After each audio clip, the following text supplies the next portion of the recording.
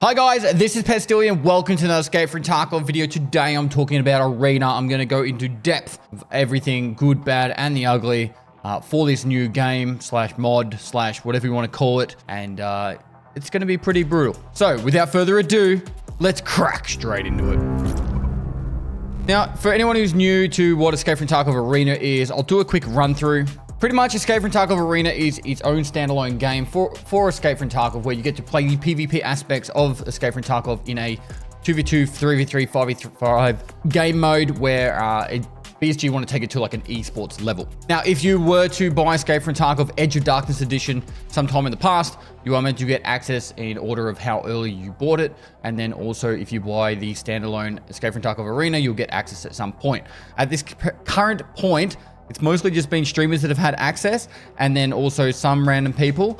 And then on top of that, if people have been buying Escape From Tarkov Arena standalone right now, they're getting instant access. So it's a bit of a mess, and BSG are trying to work on it so people get the access in waves, but let's just leave it at that. It's a bit of a mess. Next up, I'll give you the layout of how this thing works. So the settings will just cross over from your main account. You have a rating system where they're gonna have a leaderboard on who's the bee's knees of top 500 or whatever. Your career stats, showing how many games you played, how long you've been online, all that kind of stuff, your level and skill progression. Next, you have your presets. So these are the loadouts you can take into the game. So as you're based off your rank, I'm at Jackal, which is like your default starting rank. You get access to different loadouts from the rating. So there's the Marauder, there's the Jackal, and then it goes up from there. So as you go mercenary, fighter, etc. Now, then there is also individual classes, I guess. And you level up these classes by playing them. So for example, I've been focusing on doing the Scout. I went the Plantain, which is the Keter. They went to the PP19, and I'm halfway through going into the Sawbone / Whistle preset, which is about 12 games I've played. As you get more kills, you get experience points. It's not just about winning. Winning helps, but kills also do help as well, even healing a little tiny bit. They also have Marksman. You can put your favorites and you can get collection ones. This is from buying or getting Arena before the actual release of Arena, or at least the CBT, not the cock and ball torture, the closed beta testing. That's pretty much all you need to know from that side of things. As it comes from Arena, you have the unranked mode, which isn't available, which should be available, but let's talk about that soon. And then there's ranked and custom. When you go to ranked, you can go 2v2 / 3v3, or you can go the 5v5. Every game that I played was in a 5v5. I did half my games not in a squad, and then I started queuing up as a squad. Click next, and then you get into it. That is pretty much it. Once you get into a game, you pick your preset. You are locked into using that preset for the entirety of the game, and then you go and kill your opponents. First to 5 matches or 5 rounds, 1 wins. There's no like having to win by 2. It's not, best of 5. It's literally first to 5. So you could win 5-0, or it could be 5-4, or you could lose in the opposite way. Now that is the rundown of what this game mode is. Let me start breaking down the good, the bad, and the ugly. I'll start with the good. It's not a huge list, but there is a list of good things. It is a really good way for if you are new to Escape From Tarkov, or you just want to get into some PvP action. You get to learn some of the gun mechanics, the healing mechanics, and the movement in a very simple and easy mode. It is pretty straightforward. You just press go, you queue in, you pick a preset, and then you start shooting at your opponent. So I think that gives you a very raw, there you go, start shooting stuff in Escape From Tarkov experience, and it meets that standard standpoint. All right, so that is a definite good thing. It's also a bit of harmless fun. There's not too much writing on it. Obviously, there's ranked at the moment. I do it in quotations, but really, it doesn't really matter if you got a high rank or not, and that's the simple part of it. You can go have some seriously harmless fun, jump in with your friends and all that, and you can get in. The next bit is, it is actually quite fun. It can be quite fun when you've got a group of your mates together and you are slapping and killing everyone, and it's good to go. I do like to preface it. I like to make the note here though, hanging out with your mates can be fun pretty much doing anything. You can throw rocks at a tree with your mates and you'll probably have a great time. So I always like to give that warning label that, yeah, it's fun to play with mates, but obviously most things you do with your mates are pretty fun. So ultimately, I think that should be with a little bit of an asterisk next to it. But it is good fun when you are playing with mates. All right, I'm going to break down the bad into like a lot of things. I'll start literally like from the very beginning of where it starts and then get into that. So into the settings. There is no audio setting for the announcer. All right, so you don't have any of those extra settings for the announcer, and the announcer is very annoying. He's constantly yelling.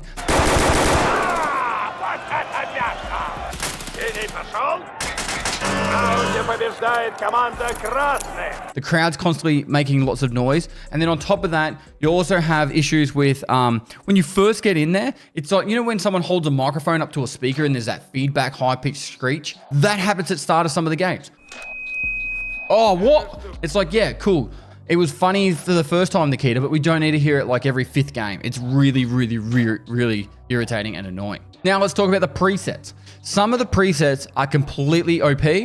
I don't really remember which ones exactly. Like the stiletto, for example, you get AP ammo, and pretty much all the armors are like class 4 armors for the starting ones. So if you like push down to say getting the stiletto, which would probably take 20 games, 20 wins, mate. Oh, not even 20 wins, just 20 games. You'd have the stiletto, and you could be using a slug, AP-20, that can one-tap people across the map. It's like some of these things are just really, really powerful. You know, like why would you use that over an SV98, for example, where you have to headshot someone? And then there's other classes, like I was pretty much going to town. I started off using the STM9, which was this one here. It was absolutely trash. The second I switched over to using the Keta and getting over to the PP19, I literally went from like dying all the time to like, I'm nearly at a 2 kill death ratio, which I've looked at other people playing this game.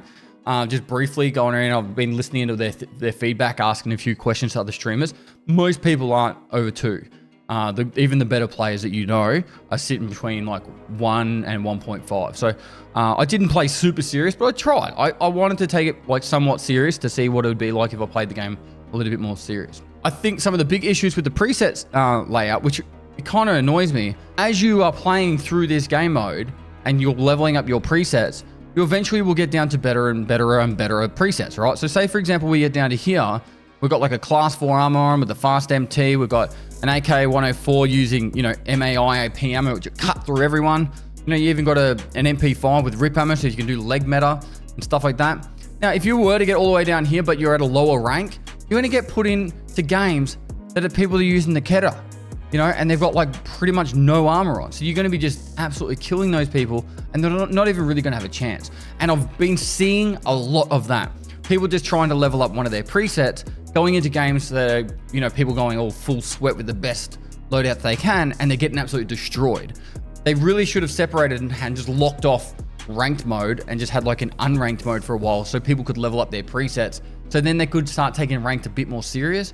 Because right now you've got like 5 stacks of like gamers going in, trying to get up the high ranks as quickly as possible. And then you got other people just saying, hey, I'm trying to get level up this weapon. And it's kind of a bit great idea, poorly executed. I think you're going to hear that a few times from me. All right, so say you do know which preset you want to use when you go in. So you click Arena Battle and you click Ranked, you go next and you queue up. I'm not going to go all the way. Okay, so you see this screen right here. I shouldn't have done that, but see this screen right here. Now, if I don't accept this, every other person who's been sitting there for those 30 seconds is going to get booted out and has to re-queue again. I've clicked in to play the game. I've already said I wanted to play.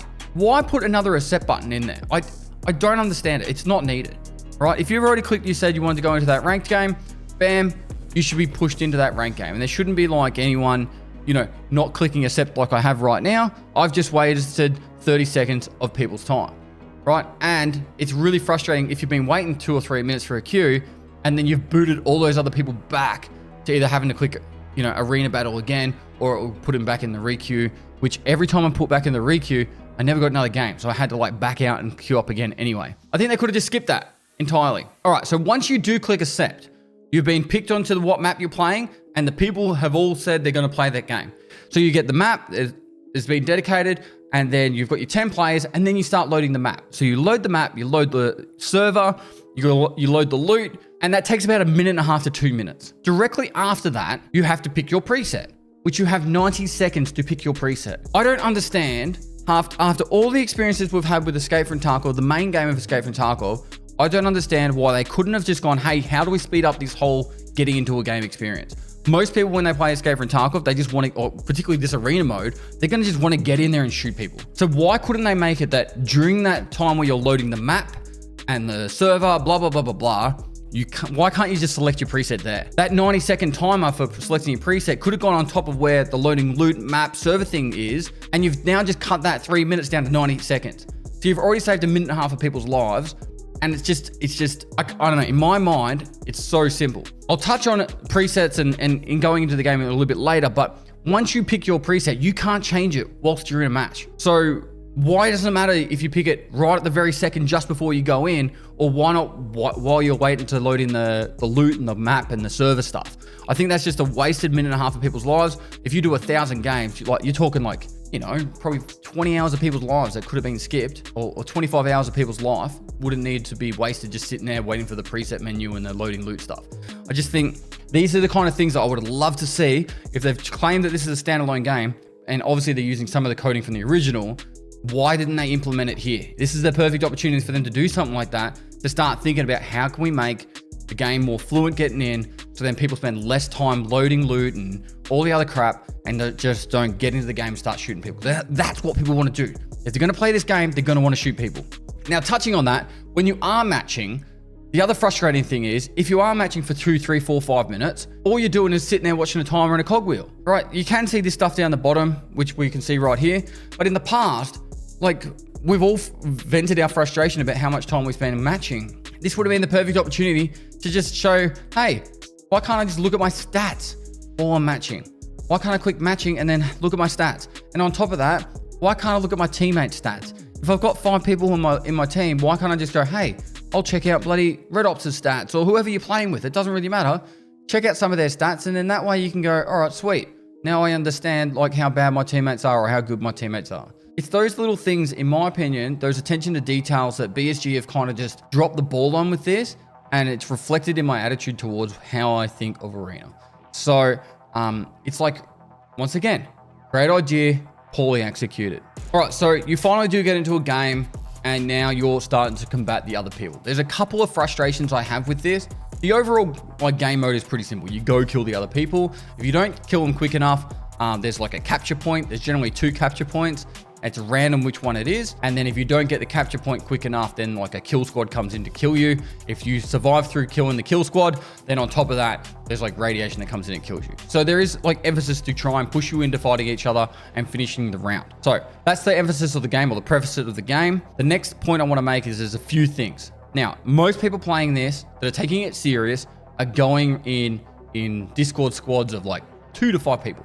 They're playing super sweaty and they want to destroy you as much as possible. Now, the other people that don't have friends, that are losers like me, and just go, hey, I'm just going to jump in and play the fucking game, and I don't have any friends to play with, but I might just have some fun. The problem with that is your only opportunity to talk to other people is by VoIP in game, proximity VoIP. So whilst the other team have got Discord and they're calling out all the call outs, oh yeah, we just saw someone over, so like, you know, on the airplane there, on the left-hand side, blah, blah, blah, blah, blah. You're sitting there like screaming over VoIP. They can't even hear because they're nowhere near them because it's proximity. I think if they wanted to really make this serious, I know there's an immersive factor that BSG want to do with this game. It's kind of like how there's that microphone high-pitched screech when you get in. I really wish they would just go, hey, we still want to make a competitive game here, so just do team VoIP, all right? It doesn't have to be proximity. Just make it that when you VoIP, you can talk to your whole team. That way you can do call-outs, just like CS and Valorant and all those other games. You can make call-outs and go, hey, you know, I died over there or whatever. Because the other team are generally doing it. Like, if you're going up against a 5-man squad compared to people just 5 individuals, you can tell how quickly they get demolished by the you know, I'm watching them on live streams.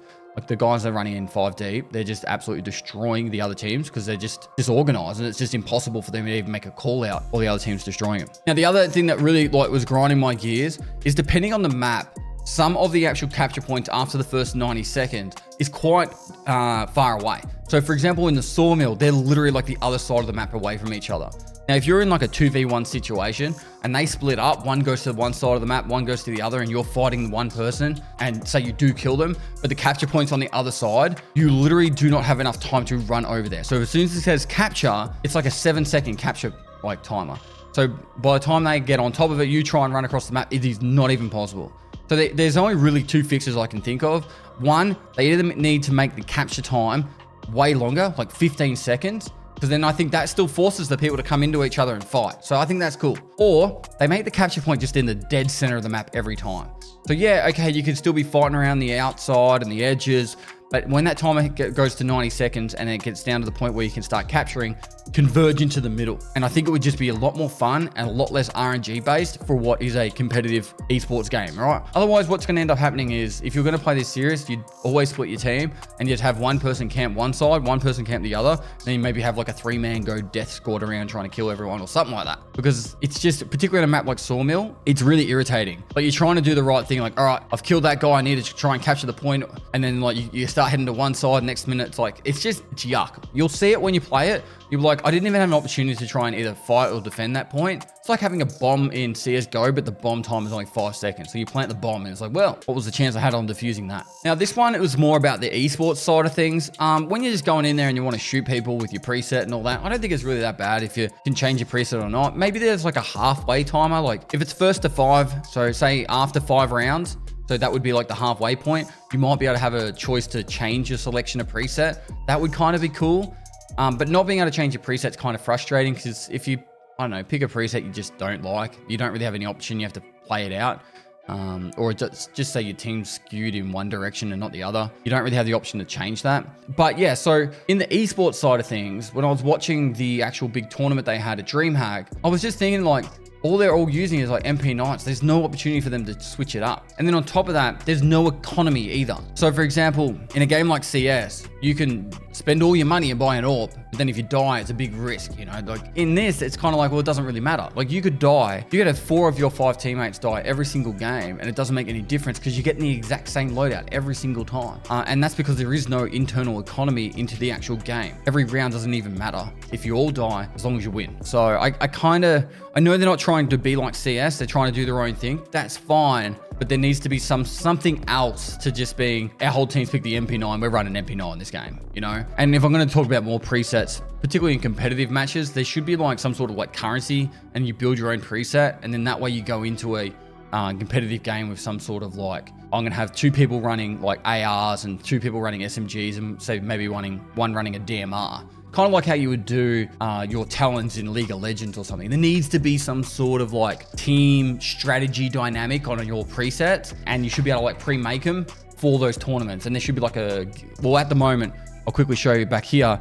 This number over here, the MP145, that is actually the gear score. So, you know, they could have it that you pick different loadouts based off your gear score. And I think that would be really cool. I'm a bit all over the shop right this very second, but some of these presets don't even have painkillers. Yeah, like see how this one has no painkiller? So you could get legged and you are literally just stuck there. So I think everyone needs to have at least a painkiller, like ibuprofen or any of them. Because like I know I just picked that one randomly, but that's really annoying when I was watching people get legged and they're just like, well, I can't even move across the map. And they're like trying to loot all the bodies to try and find a painkiller. All right, this is a little one, but if they do make it so you can actually join games faster and faster, this can be something that I think needs to be added to the game. And you see, I was watching streamers play, and at the start of that, when they had their 5 stack, they'd be screaming at each other, shoot blue, shoot blue, shoot blue, just to remind people. After you've been playing this game and you've gone through a few rounds, you get kind of confused. Hey, am I shooting the red guys or the blue guys? And you press tab to check your armband.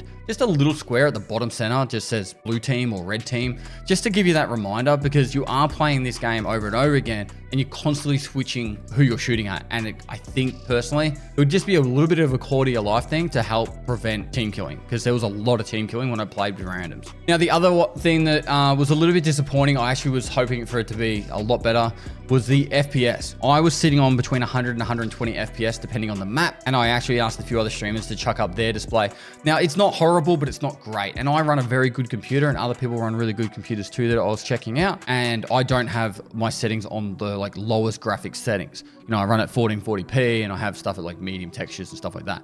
But really, for this to be competitive, it needs to be at 144 or even more, 200 FPS on every map. I think the reason why is because all those little like NPCs standing around in the stands around the map, I think they're actually wearing full loadouts with guns and ammo and mags, and it's having to load all those textures and all those things at the same time. So you've got like an extra 10 characters in the map at the same point. And I think that's the kill squad, right? So when you take too long, that kill squad runs down from the stands and starts to try and kill you. So that is, I think, taking up a lot of the FPS. And I don't know what their fix is, but it really does need to be a higher FPS than that. Now, it's not all doom and gloom. I think if they did some of these things that I suggested, like some fixes and quality of life changes, I think this could be a really fun game mode that people could really enjoy. But personally, at this current stage, if I was to say this was to be released today, I'd give it like a 4 out of 10 at best. But fixing some of that matching stuff and getting into the games quicker, some of the quality of life stuff that I suggested, there's a lot of work that has to happen to these presets, like a lot of balancing, like a shitload of balancing. Some of the stuff that needs for the esports side of things, I think that needs to change. There's a lot that, but the thing is, I'm not trying to be all doom and gloom. I think they can fix a lot of this stuff. How long it takes is totally up to BSG, but I'm trying to give you the most honest, definite, like true opinion and not try and be like, oh, I had so much fun, it was great. Like, I know a lot of people on that like rose tinted glasses mode at the moment loving this game. I went in a bit wishy-washy about what I'd thought about it. I actually, like, to be honest, I actually thought it looked like a glorified mobile game when I was looking at it on, like, this is why I haven't made any videos about it. I just didn't want to be so critical about it until I played it myself. But now that I've played it for like 6 or 7 hours, I've checked out other people's content, asked some questions across the board, what they would like to see. I think this is a pretty solid review of the new Escape from Tarkov Arena. Let me know in the comments what you think. Hopefully you don't hate me too much for ragging on the game that we all love, but I'm just trying to be honest here. You know, if we don't be critical of these things, we can't really improve it, can we? But yeah, so that is going to be it for me for the rest of this year. I'm actually taking the next about 12 days off. We'll be back on the 1st of January. There will be a few YouTube videos going up over the next couple of weeks, but I am actually just taking the rest of the year off. I've worked every single Christmas and New Year's time, and I'm just excited to spend time with my wife and daughter. So first Christmas where she's actually old enough to know what Christmas is. So very excited. Anyway, much love. Stay safe over this holiday period. I do appreciate all the support you guys give. Come give me a follow over on Twitch. I'll be back. I'll be going crazy in the start of the new year and having a lot of fun playing Escape from Tarkov and other video games. In the meantime, much love. And lastly, I'll see you next time.